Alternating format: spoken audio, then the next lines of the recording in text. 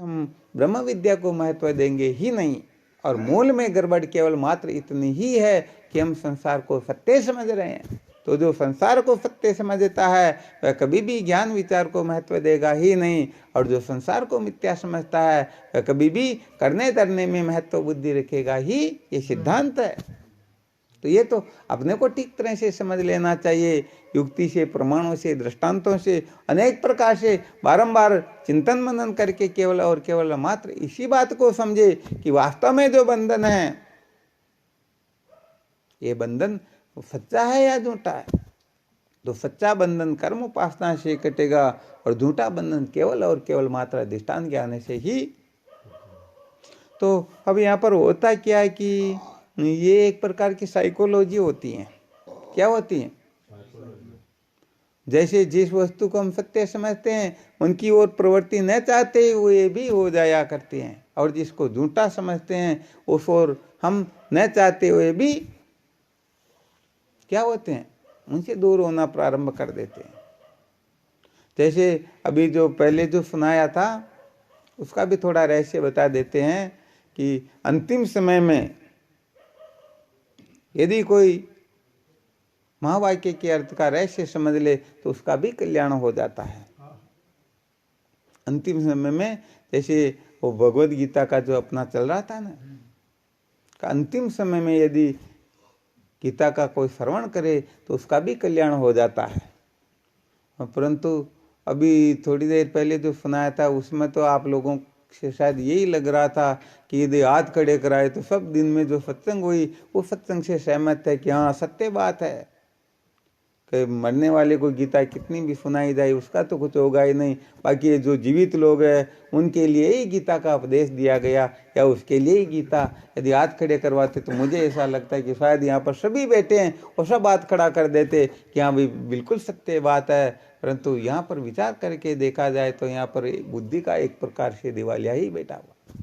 वास्तव में हमने विचार नहीं किया, विचार न करके, इसीलिए तो सच्चे साधक जो होते हैं, सच्चे जिज्ञासु होते हैं, वो कुछ भी सुन करके कल्पना नहीं करते बल्कि निर्णय लेते हैं। हमारे महापुरुष जो है जिस वस्तु को समझते हैं उसको पूरी पूरी समझते हैं, इसलिए वो इधर उधर नहीं होते हैं, और जो पूरी नहीं समझते हैं वो निश्चित रूप से इधर उधर हो जाया करते हैं। चाहे कोई भी क्यों ना हो, यदि सत्य से विरुद्ध बात हो तो उसको महत्व देते ही। भगवान राम को जब वशिष्ठ जी महाराज ब्रह्म विद्या का उपदेश देना प्रारंभ करते हैं तब यही बात कहते हैं, युक्ति युक्त मुपादेयम वचनम बालकादपि अन्यत्र त्याज्यम अभियुक्तम पद्म जन्मना। हे राम, युक्ति सहित वचन यदि छोटे से बच्चे का हो उसे सिर पर धारण करना, और युक्ति से विरुद्ध बात मेरे गुरु ब्रह्मा क्यों न कहे उसे भी तिनके के समान तोड़ करके फेंक देना चाहिए।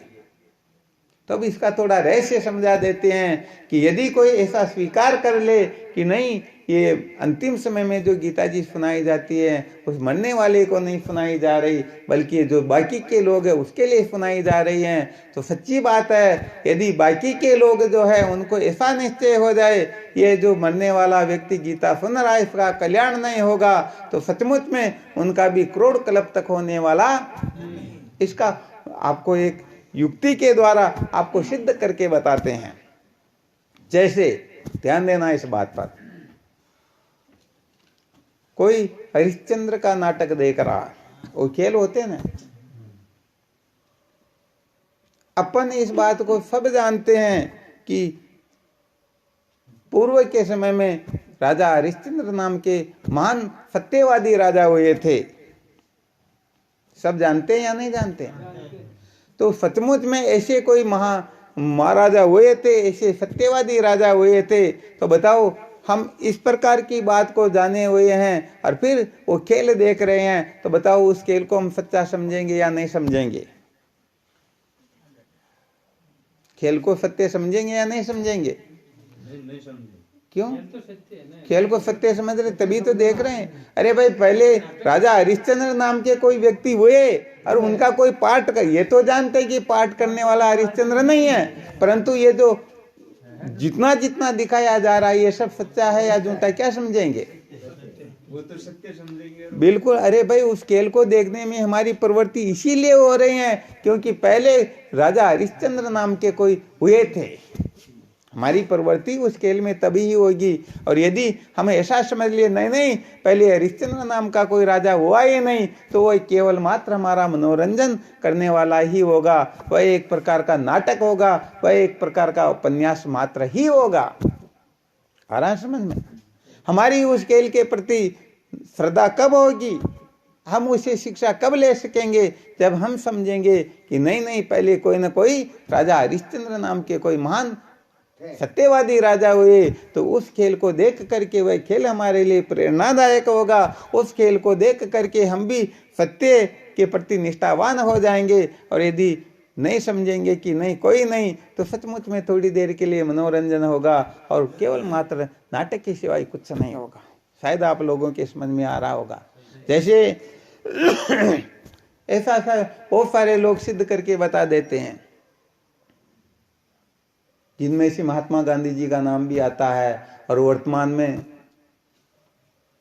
अड़गड़ानंद जी महाराज की गीता यही सिद्ध करते हैं। क्या करते हैं? महाभारत का युद्ध कभी हुआ ही नहीं। अब महाभारत का युद्ध नहीं हुआ तो बताओ अब उनसे क्या क्या प्रेरणा मिलनी चाहिए, क्या लेनी चाहिए, बताओ हो सकती क्या? अरे सारा सत्यानाश हो जाता है। लोग समझते ही नहीं, उठपटांग बातों को महत्व दे करके बहुत बड़ा अनर्थ कर बैठते हैं। इनसे पूछा जाए भाई क्यों नहीं हुआ, तो किसी शास्त्र के अंतर्गत प्राणियों की हत्या, प्राणियों का नाश और युद्ध, ऐसी बातें किसी शास्त्र को मान्य ही नहीं है। वो तो बेचारे केवल मात्र अहिंसा परमो धर्म का टिंडोरा पीटते हैं, उनकी डींग आंकते रहते, उन ना समझों को पता ही नहीं अहिंसा परमो धर्म है। इसी आगे क्या लिखा हुआ है? अरे इसी आगे बताया गया है धर्म हिंसा तथैव च। अरे अहिंसा परम धर्म है, परंतु धर्म की रक्षा के लिए हिंसा। सचमुच में बात लोग समझते नहीं है, और नहीं समझते हैं तो फिर उठपटांग बातें करने लग जाते हैं। अपने शरीर में किसी को अर्जुन बता देते, किसी को भीम बता देते, किसी को युधिष्ठिर बता देते, और किसी को कौरव पक्ष के बता करके केवल यहीं तक सीमित हो जाते हैं। वैसे देखा जाए तो ये अध्यात्म अर्थ जो है करना चाहिए, बहुत अच्छी बात है, और इसको हम नकार भी नहीं रहे हैं। परंतु यदि कोई नकार दे कि नहीं महाभारत का युद्ध कभी हुआ ही नहीं, तो फिर ये जो कल्पना करें ये भी केवल मनोरंजन मात्र होगी, ये शिक्षाप्रद होगी ही। आ गया समझ में? तो कहने का मतलब अंतिम समय में यदि कोई गीता का श्रवण करता है और उसका कल्याण हो जाता है, तो ये बाकी के लोग भी उस गीता को पढ़ने के लिए तैयार हो जाएंगे। अरे भाई हमें भी, अरे जो अंतिम समय में मरते समय गीता का श्रवण करके वो मुक्ति को प्राप्त कर लेता है, तो मैं क्यों न करूं? तो निश्चित रूप से वह उसके लिए आदर्श होगी, वह महत्व देगा, और वह उस भगवत गीता के श्रवण की ओर प्रवृत्त होगा। बाकी तो सच्ची बात है केवल मात्र मनोरंजन होगा। इसलिए कोई समझता है कि नहीं ये तो मरने वाले के लिए नहीं है, बल्कि विचार करके देखो, वेदांत केसरी जी महाराज ने सुनाया, बहुत अच्छी बात। महापुरुष अपने अपनी जगह पर अपने अपने हिसाब से कथन करते हैं, परंतु साधक यदि सावधान नहीं रहेंगे और विपरीत अर्थ ग्रहण करेंगे तो सच्ची बात है। हाँ बिल्कुल, यदि ये बात समझ में आ जाए तो जैसे आज और रूपपुरा में जो सत्संग हुई उनमें तो पता नहीं 60-80 हज़ार रुपये या इससे भी और पार गए होंगे, और यहाँ पर ये छोटा सा कार्यक्रम रखा गया, समझो पैसों के मुकाबले में देखा जाए तो उसका 20-25-500 अंश होगा, परंतु वास्तव में देखा जाए तो सत्संग की दृष्टि से देखा जाए तो परम सत्य हो जाता है।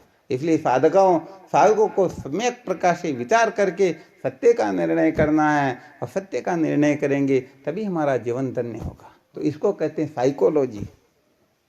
साइकोलॉजी समझ में आ रहा ना?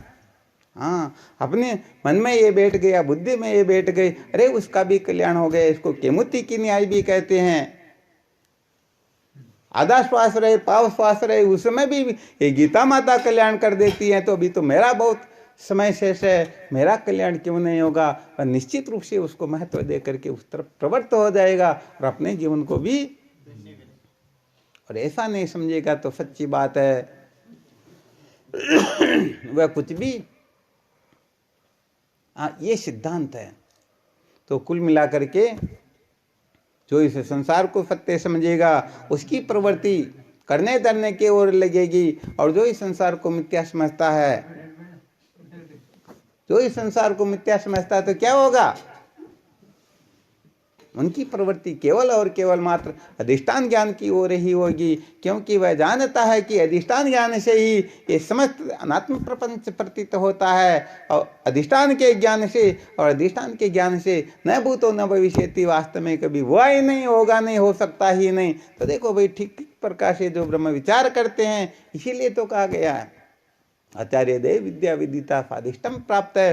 गुरुओं से जानी हुई विद्या ही प्रतिष्ठित होती हैं, वही फलित होती हैं, और वही जन्म मरण के बंधन से मुक्त करवाती हैं। और वरना कल्पना से सुनी सुनाई बातों का कोई औचित्य, इनका कोई सत्व महत्व तो होता ही। इसीलिए कहा गया तद विज्ञानार्थम स गुरुमेवा विगच्छेत, अर्थात सत्य के साक्षात्कार के लिए तो महापुरुषों की शरण में ही जाना होता है। तो महापुरुषों की शरण में कौन जाएगा? जो इस संसार को झूठा समझेगा और जो संसार को सत्य समझेगा। वह देखेगा अरे किसके चक्कर में पड़ना, तो मैं ये करूंगा वो करूंगा तभी बंधन से मुक्ति होगी, वरना तो मुक्ति होने वाली है ही नहीं। तो देखो, ये बहुत बड़ा रहस्य है। जो समझ जाएंगे उनका जीवन धन्य हो जाएगा, और नहीं समझेंगे वो तो बेचारे ठीक है, अनादिकाल से जन्मते मरते आ रहे और जन्मते मरते ही। तो ये सिद्धांत है। इस सिद्धांत को यदि आप समझ गए तो समझो गीता जयंती मनाना सार्थक हो गया। और यदि समझ में नहीं आया फिर करते रहो, चरवेती चरवेती, यही जीवन का सार है। अर्थात जब तक विद्या के बंधन से मुक्ति न मिले तब तक चलते रहो चलते रहो, कहीं मील के पत्थर को मंजिल न समझ ले, इतना हमको ध्यान रखना है। तो सत्य का साक्षात्कार जिनके जीवन का उद्देश्य होता है, उनके भाग्य की कोई बढ़ाई नहीं कर सकता है।